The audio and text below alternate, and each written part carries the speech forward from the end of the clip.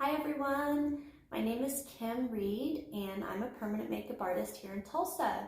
You may have seen my page for fresh-faced permanent makeup, and this is the office of Dr. J. Williamson, DO, at 35th and Yale. So if you want to come see us, that's where you can find us.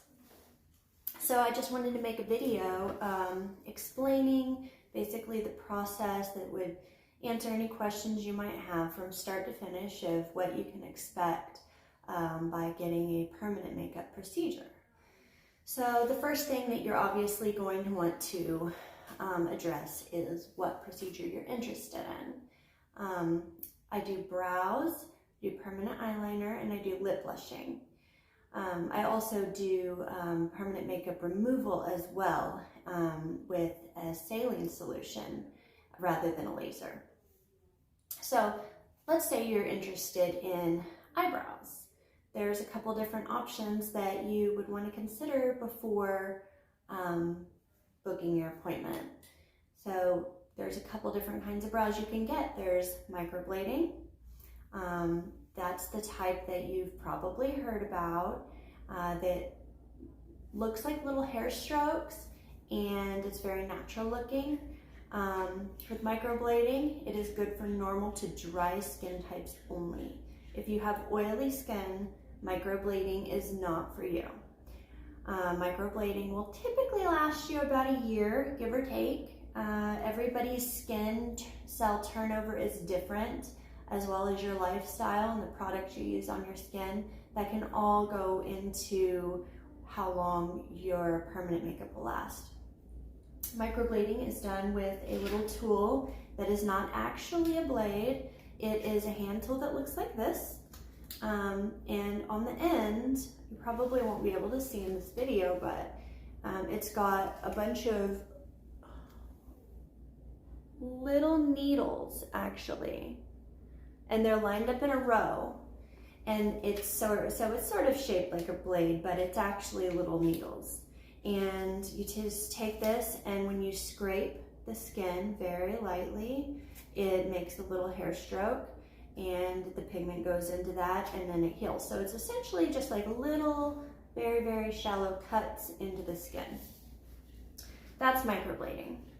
Another brow type that you could do is a powder brow. A powder brow is basically my eyebrows. I have a powder brow.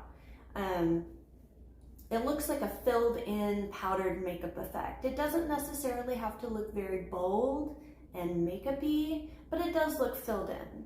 This is probably my most common service because it is good for all skin types, all ages, and it lasts the longest.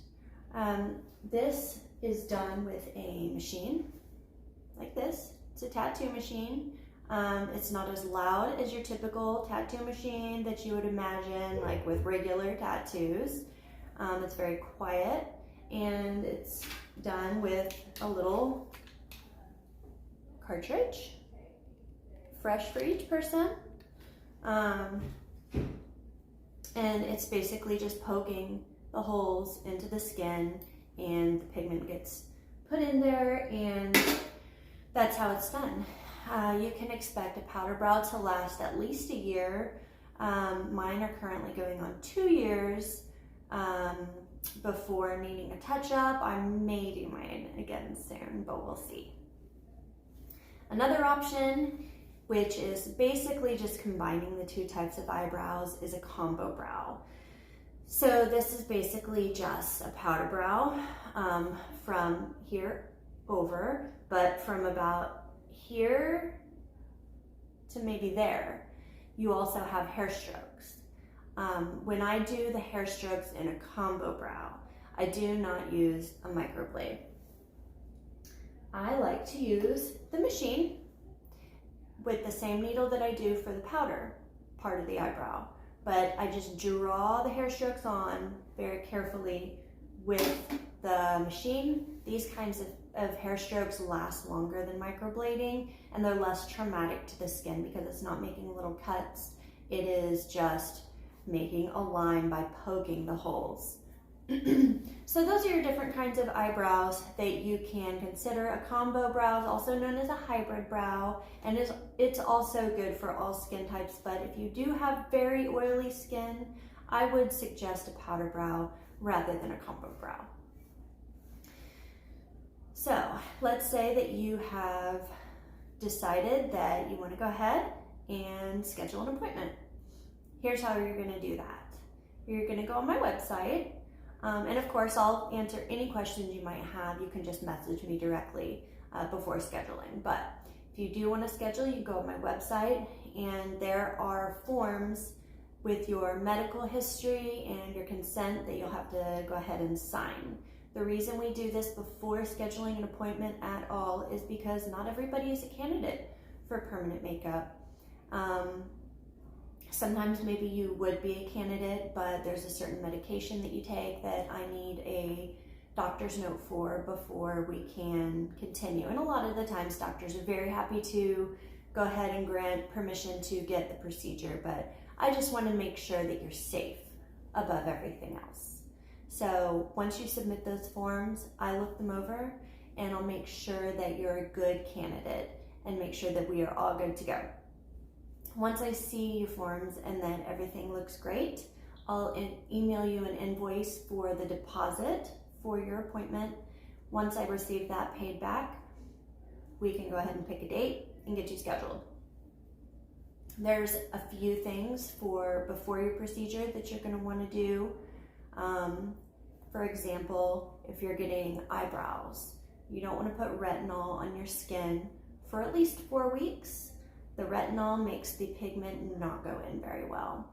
Another thing would be waxing.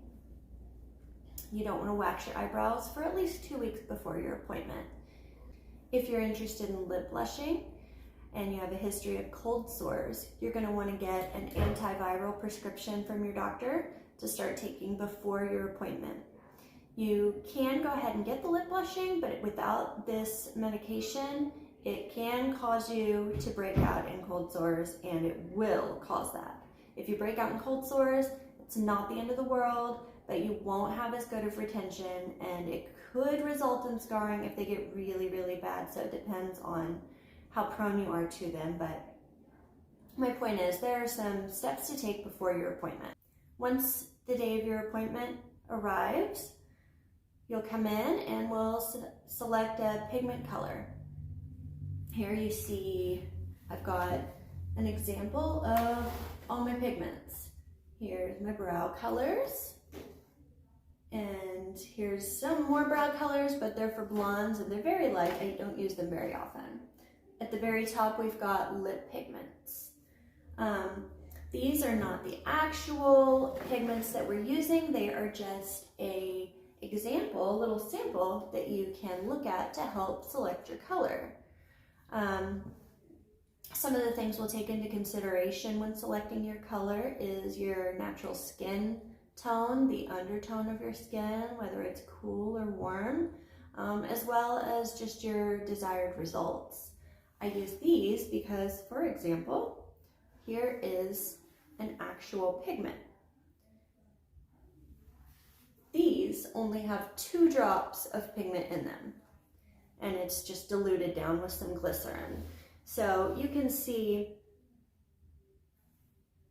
the pigment there, but you don't get to see a whole lot of it. So here you can see the undertone in the pigment, whether it's cool or warm, and it just helps you to select the color better.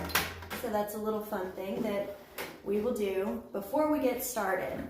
Once we've selected your pigment color, we're going to take your before pictures. After we take your before pictures, I'm going to map out your face. Now, if you're having eyebrows done, then there's going to be a lot of mapping. Mapping is almost the most important part of the procedure, I would say, because if you don't have a good base, then you're starting with trouble and you're going to make that permanent. So that's not what we want to do. We spend a lot of time mapping and making sure that everything looks perfect. Basically, if you're worried about the shape of your eyebrows. What we do is we measure off your individual brow structure. So we're going to use the size of your nose. We're going to see how far apart your eyes are, where your eyes end over here, and that all goes into effect to determine the brow shape that you have, as well as your natural hair growth and your brow bone. If you're getting eyeliner done, there's not a whole lot of mapping because it's mostly following your lash line, but if you do get a wing, then we will draw out the wing on your eyelid before we tattoo that on. And for lips, lips are mapped as well. We're going to make sure that your Cupid's bow, which is this little hump right there in the center of your top lip, is nice and symmetrical and beautifully shaped, and as well as just making sure that your lips look as symmetrical as possible. If you're wanting bigger lips, lip blushing is not going to do that. That would require a lip filler, which we do at this office. You just let Dr. Williamson know. But lip blushing is going to just give your lips color. The reason that we cannot overdraw the lips as you would with a regular lipstick is because the skin on your lips does not have pores. The skin above your lips does. Therefore, it does not heal the same, and it's going to make you look like you've got a Kool-Aid mustache stain once it's healed, which is not a good look for anybody. So we basically just outline your lips when we map them and make sure that they're straight and even and natural looking. Big question that you're probably wondering is, does it hurt? So everybody's pain tolerance is different, as well as their ability to accept the anesthetic and really get numb.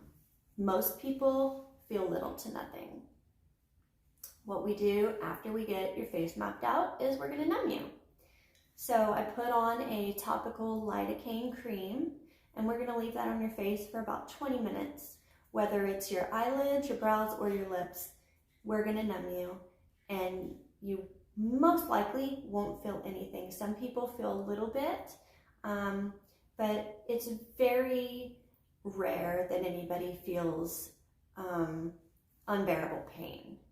But I want your expectations to be realistic. You probably won't feel much, but it is possible. After we get you numb though, we're going to wipe off that anesthetic and get started. So basically the way that we do it, it's not like a tattoo, although it essentially is a tattoo. It stays in your skin.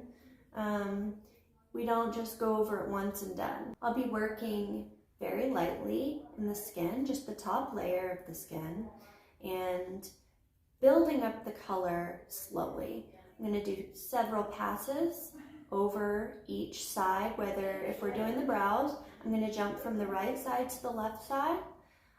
Same with your eyes. I'm going to do the right side, and then I'm going to do the left side, and if you want top and bottom liner, then I'll do, the right side and the left side of the top, and then I move to the bottom and do the right side and the left side. Between each pass, I just go back and forth. And in between, if let's say I just finished one side and I'm going to move to the other, then when I jump to the other, I go ahead and apply more numbing cream in between passes. So you really shouldn't feel much. You should be very comfortable. Some clients even fall asleep, especially when doing the brows.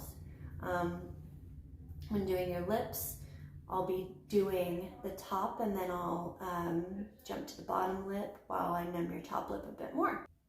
The reason that we do several passes is because it keeps it looking more natural, because we can work more lightly in the skin. I have a blog post addressing this specifically about why we have to do 2 sessions. We do your initial appointment, and then 6 weeks later we do a touch-up appointment. And that is because we work very lightly in the skin, going from one side to the other to keep it looking natural. If we work deeply in the skin and just go over it once, then it looks tattooed on. And that is not the goal of permanent makeup. So we usually do about 4 passes on the area, no matter which procedure it is. Sometimes it's a little more, sometimes it's a bit less. It just kind of depends from client to client. Once we're done, I'll get you all cleaned up, and I'm going to take those after pictures. I'm going to paparazzi you for a little bit, and eventually I'm going to let you out of that chair when I'm done taking pictures. Then you're going to do some aftercare. I'm going to give you a card, such as this. It has a little day-to-day what to expect, as well as your instructions, what to do, what not to do, stuff like that. I'm going to send you home with that and some ointment. The first day after your appointment, you're going to be a little bit oozy in the area that we were working on, and that is lymph, which is the part of your blood that causes scabbing. So while you're oozing, usually the rest of the day to the next day, if that, everybody, is a little bit different, but the main thing that you're going to want to focus on initially is blotting. You're going to take a Kleenex or anything clean, cotton pad, and you're going to blot the area to get the lymph off. That is going to prevent scabbing and have better healing results.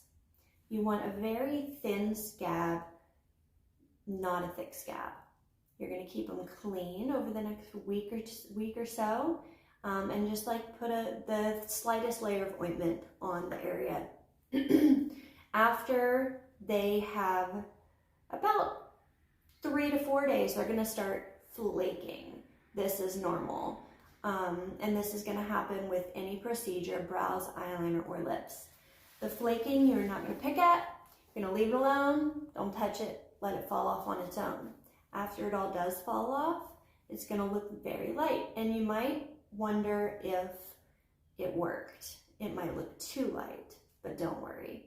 6 weeks later, the pigment resurfaces in your skin. And that's kind of a long, lengthy process about how that works. But that is addressed on the card. And after 6 weeks, the pigment looks a bit darker. After the skin has had 6 weeks to heal, we'll go ahead and do your touch-up session, which is included in the initial price. And the touch-up session is all basically the first session repeated, same process, same healing process. And once that's healed, you're all set and you're free to enjoy your new permanent makeup. I hope that I've answered any questions that you might have. And if you have anything else that you can think of, feel free to message me directly, or you can visit my website to read some frequently asked questions. All right, thank you guys. Bye-bye.